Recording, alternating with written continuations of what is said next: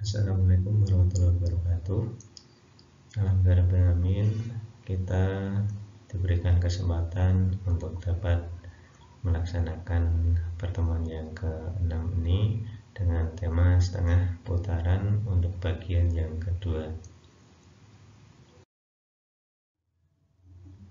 Sebagaimana telah dilaksanakan kemarin, ada capaian pembelajaran pertemuan dan indikator ada 3. Yang pertama, memahami konsep setengah putaran, kedua, setengah putaran sebagai suatu transformasi, dan yang ketiga yang akan kita coba bahas adalah kita nanti mencoba memahami suatu setengah putaran adalah suatu dilatasi yang bersifat involutorik.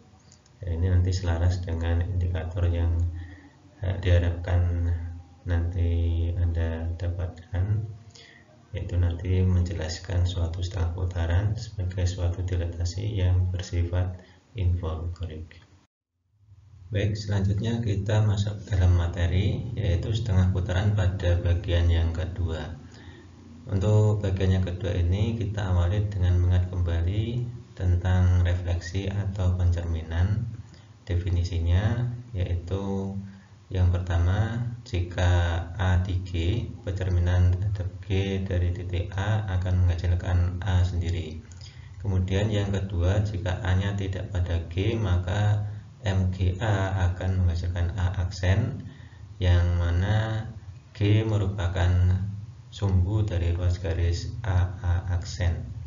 Nah, di sini kita mengetahui untuk setiap A di G yang dicerminkan terhadap garis G, maka A ini akan berimbit dengan petanya karena A sendiri, begitu ya, hasilnya MGA adalah A sendiri.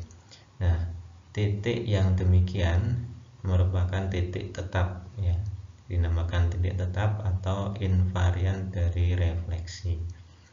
Nah, kemudian di sini kita definisikan A dinamakan titik tetap, ya. A dinamakan titik tetap atau invarian dari transformasi T apabila berlaku TA sama dengan A sendiri, ya. Jadi dinamakan titik tetap, ya, dari transformasi titik A itu jika TA sama dengan A sendiri. Nah, di sini kita mengetahui faktanya bahwa pada setiap refleksi dari garis G, yang ini kita mengetahui bahwa untuk refleksi dari garis G misalnya itu memiliki tak hingga banyak titik tetap, ya, yaitu semua titik yang terletak pada sumbu refleksi atau garis G itu sendiri. Sedangkan pada setengah putaran, ya, misalkan terhadap titik P atau dinamakan SP, maka satu-satunya titik invarian adalah titik P, ya, karena kita mengetahui SPP itu P sendiri, sedangkan kalau bukan P misalkan X, maka akan menghasilkan X aksen, yang mana X tadi tidak sama dengan P, yang mana nanti titik P ini akan menjadi titik tengah dari ruas garis X aksen. Baik, itu tadi titik invarian atau titik tetap dari pencerminan yang memiliki tak hingga banyak titik tetap, yaitu pada garis pencerminannya. Kemudian yang setengah putaran hanya mempunyai satu titik tetap, yaitu titik poros atau sumbu dari setengah putarannya. Kemudian berikutnya kita mempunyai definisi tentang kolineasi, yaitu sebuah transformasi T yang bersifat bahwa sebuah garis petanya nanti juga suatu garis juga, yaitu dinamakan sebagai kolineasi. Nah, di sini karena setiap isometri adalah suatu kolineasi, maka refleksi dan setengah putaran itu juga suatu kolineasi. Nah, di antara kolineasi tersebut ada yang dinamakan sebagai dilatasi. Apakah dilatasi itu?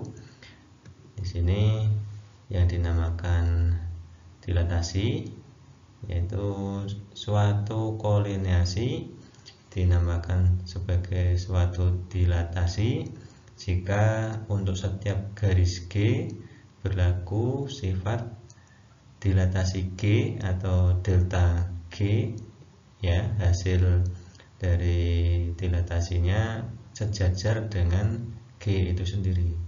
Jadi hasil dilatasi dari garis G itu sejajar dengan garis G sendiri. Nah, kita bisa menamakan delta G sejajar dengan G. Selanjutnya ada teorema 4.5 yang di sini andaikan setengah putaran terhadap titik A atau SA, ya, ada setengah putaran SA ini, kemudian ada garis G. Jika A itu bukan titik di G, ya, jadi ada SA, A titik poros atau sumbu setengah putarannya, A nya tidak pada garis G, maka nanti SAG, ya, SAG setengah putaran terhadap A dari garis G itu akan sejajar dengan G. Nah, di sini akan kita buktikan. Kita ketahui tadi SA setengah putaran terhadap titik A, kemudian ada sebuah garis G dan A nya tidak pada G. Kita akan buktikan bahwa SAG hasil setengah putaran terhadap titik A dari garis G nanti hasilnya akan sejajar dengan garis G. Ilustrasinya seperti itu. Selanjutnya kita akan buktikan, ya. Ini nanti kita namakan untuk SAG nanti akan hasilnya sebagai G aksen, begitu ya. Nah, kita awali dengan mengambil titik P dan Q, ya, pada garis G. Nah, dari titik P dan Q ini kita operasikan setengah putaran terhadap titik A nya, SAP dan SAQ itu nanti akan menghasilkan P aksen, ya, akan menghasilkan P aksen dan Q aksen, di mana nanti titik A ini berada di tengah-tengah PP aksen dan di tengah-tengah QQ aksen. Oke, ini titik A nya, ini titik P nya. SAP nanti akan menghasilkan P aksen, kemudian SAQ akan menghasilkan Q aksen. Nah, selanjutnya kita memperhatikan segitiga APQ aksen, APQ aksen dan segitiga AQP aksen.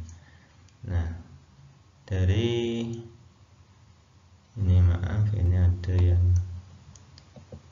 kurang tepat, ini mestinya sudut, ya.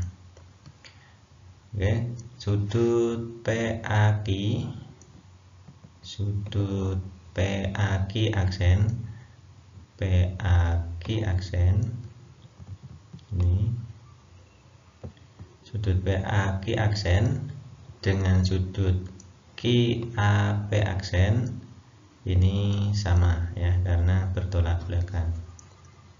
Kemudian PA dan AP aksen, PA dan P aksen ini,